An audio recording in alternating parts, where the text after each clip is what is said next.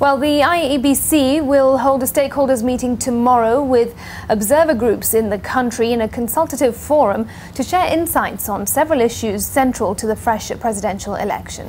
These include the Supreme Court ruling, the results transmission system, and the preparations the Commission is making.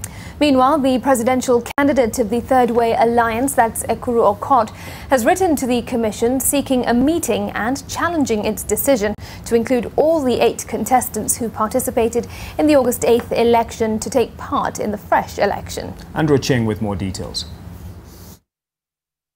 In his 2 letters to the IEBC, the party leader of the Third Way Alliance berates the Commission for what he says is a misinterpretation of the judgment of the High Court yesterday by including all the 8 candidates in the fresh presidential election. In one letter, he says the judgment delivered by Justice John Matiang'i was specific to him and not the other 5 candidates who had neither participated in the Supreme Court petition nor the one in the High Court.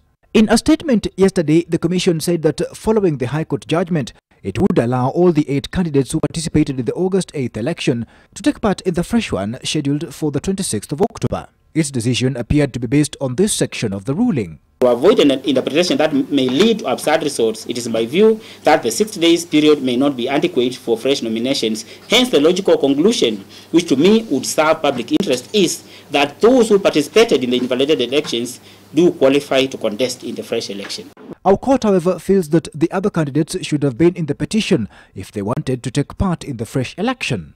We've also seen in the media that we have some of the candidates that have since been declared bankrupt, meaning they do not qualify, they are not eligible to be candidates in the presidential race. You still include them in the race.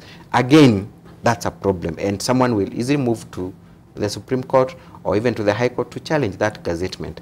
To me, I think IEBC should be a bit serious in the interpretation.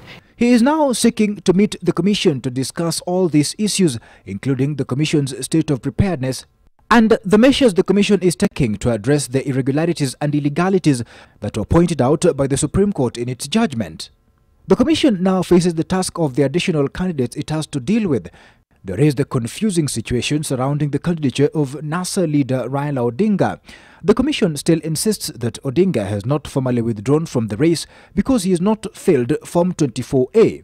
NASA on its part has maintained that because there were no fresh nominations carried out, Odinga does not need to submit any forms. Instead, following his withdrawal, NASA wants fresh nominations carried out and a full implementation of its list of irreducible minimums. Raila lazima awe katika uchaguzi, lakini uchaguzi ya haki na ukweli. Meanwhile, the Commission will have a consultative meeting tomorrow with observers to discuss some of the issues surrounding the fresh presidential election. Andrew Cheng, NTV.